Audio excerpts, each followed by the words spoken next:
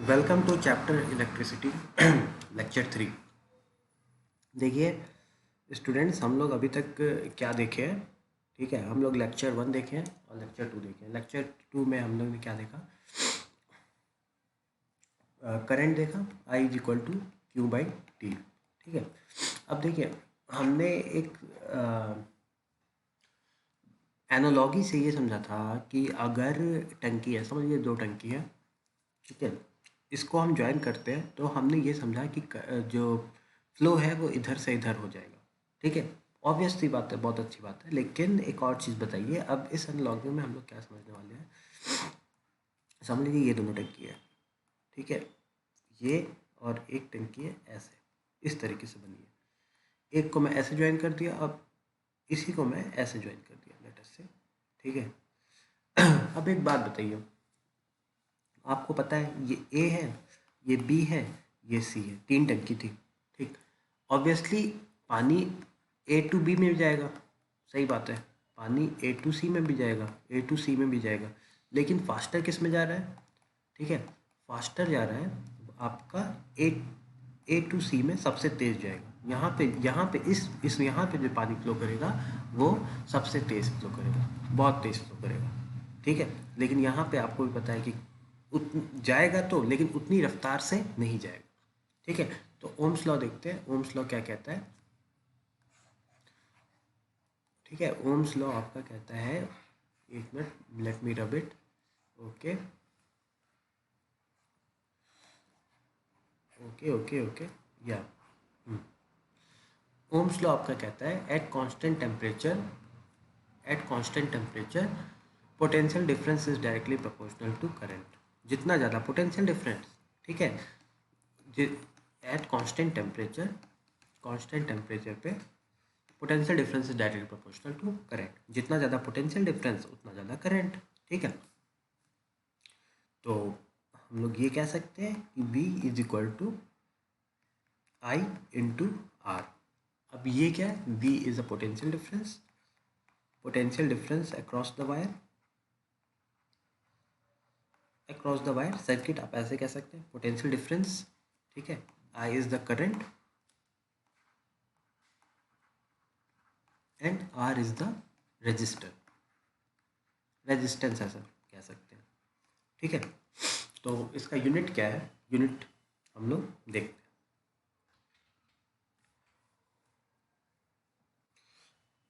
देखिए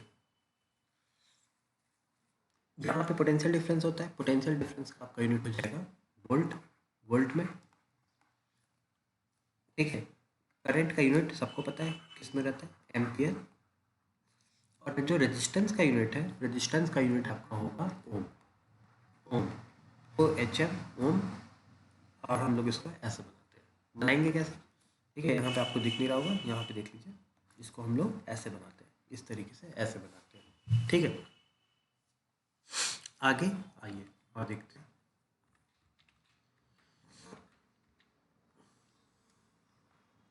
अब देखिए रेजिस्टेंस होता क्या है, एक्चुअली में रेजिस्टेंस होता क्या है। जैसे हमने बताया था कि ये समझ लीजिए मेटल वायर में करंट फ्लो कर रहा है, तो इसके क्रॉस सेक्शन में ऐसे झाँक के देखते हैं क्या हो रहा है। ये क्रॉस सेक्शन है, क्रॉस सेक्शन समझते होंगे कि वायर को समझ लीजिए आपने काट दिया, उसको बहुत माइक्रोस्कोपिक व्यू में क्या हो रहा है। ठीक, तो हमने बताया था कि सिर्फ इलेक्ट्रॉन्स है जो फ्लो करता है, और वो भी करंट के अपोजिट डायरेक्शन में। अगर करंट ऐसे बह रही है, ठीक है, ये कन्वेंशनल है डायरेक्शन, तो इलेक्ट्रॉन्स का जो फ्लो होगा वो उसके विपरीत है होगा, यानी इलेक्ट्रॉन ऐसे बहेगा। ठीक है, तो समझ लीजिए रेजिस्टेंस, समझ लीजिए इलेक्ट्रॉन्स है जो कि ऐसे बह रहा है, इस तरीके से ऐसे बह रहा है। ठीक, तो इलेक्ट्रॉन्स भी अपने पाथ में बहुत सारा रेजिस्टेंस फेस करता है। रेजिस्टेंस को आप ऐसे समझ सकते हैं कि समझ लीजिए रुकावटें, आप समझ लीजिए अपने घर पे हैं, ठीक है, घर से आप आते हैं, स्कूल जाते हैं, ठीक है, तो आप घर से जब स्कूल जाते होंगे तो आप अपने आप को एक इलेक्ट्रॉन मान के चलिए, समझ लीजिए आप ऐसे निकले इलेक्ट्रॉन की तरह, आपने ऐसे निकले। ठीक है, बाकी सब यहाँ पे क्या है, यहाँ पे बिल्डिंग है। ठीक, आप घर से स्कूल डायरेक्ट तो जाते नहीं होंगे, कहीं बिल्डिंग पड़ गया, ठीक, यहाँ पे आपका नाला पड़ गया बहुत बड़ा, ठीक, तो आप ऐसे गए, ऐसे मुड़े, बिल्डिंग को पार किए, नाला आ गया, नाले को पार किए, ठीक है। फिर आपकी यहाँ पे भैंस आ गई, भैंस को आप ऐसे ऐसे करके गए, आप भैंस के ऊपर से चले नहीं जाएंगे, ऐसे भैंस के ऊपर गए, ठीक है। फिर ऐसे ऐसे करते करते आप धीमे धीमे आप स्कूल पहुँच जाते हैं, ठीक। तो रेजिस्टेंस ऐसे ही जब इलेक्ट्रॉन फ्लो करता है तो जो आयंस होते हैं, ठीक है, वो तो अपने मेटल्स में होते ही हैं, ठीक। तो आयंस इनके पाथ में एक हिंड्रेंस प्रोड्यूस करता है, ठीक। तो ऑब्वियसली इलेक्ट्रॉन्स जो है वो इस तरीके से नहीं फ्लो कर पाते, ऐसे नहीं फ्लो करते इलेक्ट्रॉन्स, कुछ इस तरीके से इधर जाएंगे उधर जाएंगे, ऐसे टकरा के वापस आएंगे, फिर धीमे धीमे ये इस डायरेक्शन में मूव करते रहते हैं, ठीक है। तो इनका जो पाथ है वो डायरेक्टली ऐसा सीधा नहीं होता है, जब बल्कि बहुत जिगजैग टाइप का एक पाथ बना रहता है, ठीक है। तो ये एक रेजिस्टेंस प्रोड्यूस करता है, ठीक है। तो रेजिस्टेंस आप समझ रहे हैं कि रेजिस्टेंस होता है क्या, एक रुकावट मान सकते हैं, ठीक। अब रेजिस्टेंस वायर के किस पे डिपेंड करता है, देखिए, ठीक है। समझ लीजिए छोटा रास्ता है और बड़ा रास्ता है, ठीक। तो आप यहाँ से आप घर से निकले और स्कूल गए, यहाँ पे भी आप घर से निकले और स्कूल गए, तो आपको पता है कि छोटे रास्ते पे आप जल्दी पहुँच जाएंगे और बड़े रास्ते पे आप धीमे देर में पहुँचेंगे, ठीक है। क्यों? क्योंकि छोटे रास्ते पे रेजिस्टेंस बहुत कम है, अगर रेजिस्टेंस कम है तो आपकी जो स्पीड है वो सही से, मतलब आप अपने अच्छे तुरंत पहुँच सकते हैं।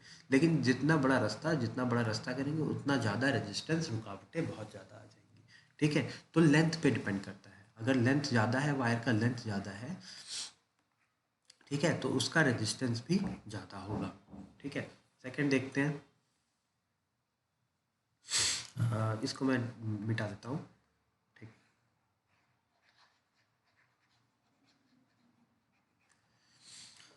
तो पहला लेंथ पे डिपेंड करता है, सेकंड पे है, सेकंड किस पे डिपेंड करता है, अब देखिए, जितना पतला होगा, आपको पता है कि हाईवे पे आप जाते हैं, शहर से आप निकले और आपको जाना है लखनऊ, तो आप जानते हैं कि भाई शहर की रोड में तो आपकी स्पीड बहुत धीमे, आपने कार से निकला, आपकी स्पीड बहुत धीमे धीमे होगी, जैसे, लेकिन जैसे ही हाईवे आ जाता है वैसे ही आपकी स्पीड बढ़ जाती है, ठीक है। क्यों? क्योंकि जितना पतला वायर होगा या जितना क्रॉस सेक्शन, जितना एरिया इसका कम होगा, थिकनेस कम होगा, उतना ज़्यादा रेजिस्टेंस, ठीक है। थिकनेस कम, एरिया कम, रेजिस्टेंस बढ़ जाएगा। लेकिन जैसे ही उसका एरिया, क्रॉस सेक्शन एरिया जितना ज़्यादा बढ़ जाएगा, ठीक है, उतना ज़्यादा रेजिस्टेंस, इसमें रेजिस्टेंस क्या होगा, कम हो जाएगा, ठीक है। तो रेजिस्टेंस ऑफ द कंडक्टर पे आप समझ गए कि कैसे डिपेंड करता है, ठीक है। लेंथ के डायरेक्टली प्रोपोर्शनल होगा, डायरेक्टली प्रोपोर्शनल टू लेंथ होगा, एंड एरिया के इन्वर्सली प्रोपोर्शनल होता है, ठीक है। जितना ज़्यादा एरिया उतना कम रेजिस्टेंस, जितना कम एरिया उतना ज़्यादा रेजिस्टेंस, ठीक है। और जितना बड़ा लेंथ उतना ज़्यादा रेजिस्टेंस, ठीक। तो ये था कि रेजिस्टेंस किस पे डिपेंड करता है। हम लोग इसको और भी अच्छे से डिटेल में पढ़ेंगे आगे, अभी तो आप फिलहाल इतना समझिए, ठीक है। क्लास में और जो भी प्रॉब्लम है वो क्लास में आ करके आपको पूछना भी है, ठीक है? ऐसा नहीं है कि आपको क्लास में आ करके नहीं पूछना है, ये तो बस एक बेसिक इंट्रोडक्शन, हमने इंट्रोडक्टरी वीडियो हमने ऐसे बना रखी है, ठीक है। ओके, आते हैं graph between V and I, ठीक है। वी और आई का क्या ग्राफ होगा, यहाँ पे वी और यहाँ पे आई, ठीक है। हम लोग क्या जानते थे, voltage is directly proportional to current, ठीक। जितना ज़्यादा वोल्टेज है, टंकी से अगर बात करें तो ठीक है, कम कम, यहाँ पे आप पानी की रफ्तार बताइए, और ये तो आपको नहीं दिखेगा यहाँ पे, तो हम यहाँ पे करते हैं, समझ, ये टंकी, ये टंकी, पहला केस वन, ये टंकी, ये टंकी, केस वन में, केस वन, ठीक है। यहाँ पे पानी की रफ्तार देखिए कम होगी, लेकिन यहाँ पे पानी की रफ्तार बढ़ जाएगी। तो हम ये कह सकते हैं कि जितना ज़्यादा पोटेंशियल डिफरेंस उतना ज़्यादा करंट, अगर वी आप बढ़ाएंगे तो करंट भी बढ़ेगा, ठीक है। तो इसका जो ग्राफ होता है वो इस तरीके से जाता है, स्ट्रेट लाइन ग्राफ होता है, straight line passing through origin, passing through origin, ये वी और आई का ग्राफ है, straight line passing through origin, ठीक है। Graph between V and I, that will be straight line and that will be pass through origin. तो इतना आपको ध्यान में रखना है, ठीक है। चलते हैं आगे, कुछ सवाल और भी है, उसको भी देखते हैं। नीचे चले जाओ।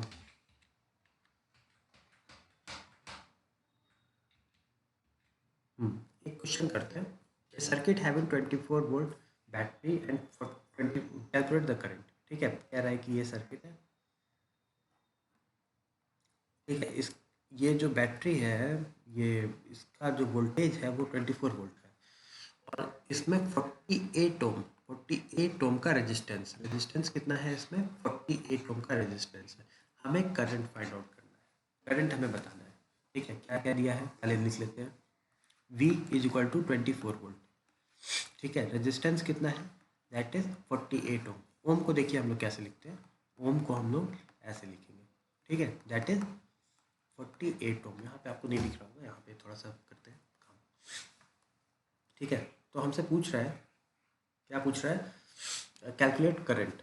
तो हमें क्या मालूम है? V is equal to I into R, हमें ये मालूम है, ठीक है। रख देते हैं 24 इज इक्वल टू आई तो हमें निकालना ही है।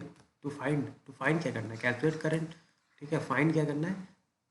आई हमें निकालना है, करंट निकालना है। तो आई इंटू 48,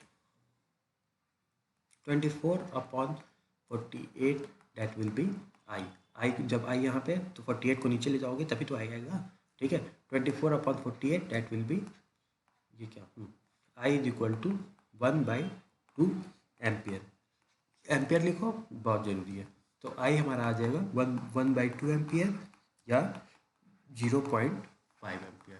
ये दोनों आई हमारा आ सकता है, दोनों में से कुछ भी, मतलब कुछ भी आप लिख दीजिए, ठीक है। तो इस टाइप के हमारे क्वेश्चंस बनते हैं, ठीक है। अब इसमें और भी आ सकता है, कुछ क्वेश्चन हम लोग एक बार और भी लिख लेते हैं, ठीक है, हो सकता है, ठीक है। तो और क्या हो सकता है? मान लीजिए एक क्वेश्चन है, मान लीजिए क्वेश्चन है कि समझ ये बैटरी है, 5 ओम का रेजिस्टेंस लगा है, और लेटर से कि करंट पास कर रहा है 3 एम्पियर करंट इसमें से पास कर रहा है। तो हमें फाइंड आउट करना है व्हाट इज अ बैटरी, कितने वोल्टेज की हमारी बैटरी यहाँ पे लगी है। Voltage of the battery, battery की क्या वोल्टेज है, ये हमें फाइंड आउट करना है, ठीक है। कितने वोल्ट की बैटरी लगी है, ऑब्वियसली आसान सा ईजी सा क्वेश्चन है, ठीक। तो इसमें हमने क्या करना है, सिंस हम लोग क्या जानते हैं, V is equal to I into R, हम लोग ये जानते हैं, ठीक। तो हमें वोल्टेज ही तो निकालना है, ठीक है। रेजिस्टेंस हमें दिया दिया रखा है, 5 ओम का रेजिस्टेंस है, और आई हमें दे रखा है 3 एम्पियर का। तो हम यहाँ पे डायरेक्टली पुट कर देंगे 3, करंट की जगह हम लोग 3 डाल देंगे, क्योंकि यहाँ पे 3 एम्पियर की करंट बैटरी से पास कर रही है, और रेजिस्टेंस हमारा जो है across the this, that is 5 ohm. 3 into 5, that will be 15 volt की हमारा क्या आ गया, 15 वोल्ट का जो ये बैटरी था वो हमारा 15 वोल्ट का आ गया, ठीक है। अच्छा, मैंने बैटरी में ये बताया था, ठीक है, कि कौन सा हायर पोटेंशियल पे होता है, कौन सा लोअर पोटेंशियल पे होता है। तो ये आपका लोअर पोटेंशियल पे होगा, और ये आपका हायर पोटेंशियल पे होगा। तो अगर ये 0 वोल्ट पे है, तो ये आपका कितने पे चला जाएगा, ये 15 वोल्ट पे चला जाएगा, ठीक है। देखिए, अगर ये 0 वोल्ट पे है तो ये 15 वोल्ट पे चला जाएगा, ठीक। अगर ये इसको मैं मिटाता हूँ पहले, ये मिट गया, हाँ। अब आज वापस आ जाओ, हाँ। समझ लो, तीन एग्जांपल से मैं आपको थोड़ा सा बेटर बताता हूँ। अगर ये 10 वोल्ट पे है, तो ये वाली प्लेट कितने वोल्ट पे होगी, 25 वोल्ट पे होगी, ठीक है। अगर ये 15 वोल्ट पे है, ये वाली प्लेट 15 वोल्ट पे है, तो ये वाली प्लेट मेरी जो होगी वो 30 वोल्ट पे होगी। तो देखना, बैटरी के अक्रॉस पोटेंशियल डिफरेंस 15 वोल्ट का मेंटेन है, यहाँ पे भी बैटरी का क्रॉस पोटेंशियल डिफरेंस 15 वोल्ट का है, बैटरी का क्रॉस पोटेंशियल डिफरेंस 15 वोल्ट का है, ठीक है। तो इस तरीके से हमारा लेक्चर नंबर 3 इलेक्ट्रिसिटी का ओवर हुआ, ठीक है। बाकी इस पे जो और भी क्वेश्चंस होंगे वो हम लोग क्लासरूम में डिस्कस करेंगे, आप लोग क्लासरूम में आइए, ठीक है। बेसिक्स आप लोग यहाँ से पढ़ लीजिए हमेशा के लिए, ठीक है। और एक बार बेसिक आप लोग रिवीजन करके आया करेंगे, जैसे इसीलिए हमने ये सारे वीडियोस डाले कि आप लोग एक बार रिवीजन करके आइए, फिर से क्लासरूम में हम लोग उसको और बेटर प्रिपेयर करेंगे, ठीक है। आप अगर पढ़ के आते हैं तो क्लासरूम में जब आप आएंगे, वहाँ पे एंटर करेंगे, तो आपका जो सीखने की जो एक होता है ना कि पोटेंशियल, जो आपके सीखने की एक पोटेंशियल है, वो कम से कम आप खुद देखेंगे कि मोर देन 50-60% आपकी इंक्रीज कर जाएगी।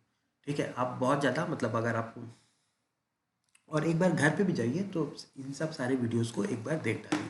ठीक है, और बाकी जितने भी डाउट्स रहेंगे वो सब हम लोग अपना क्लासरूम में आकर के फिर से फेस टू फेस डिस्कस किया करेंगे। Thank you.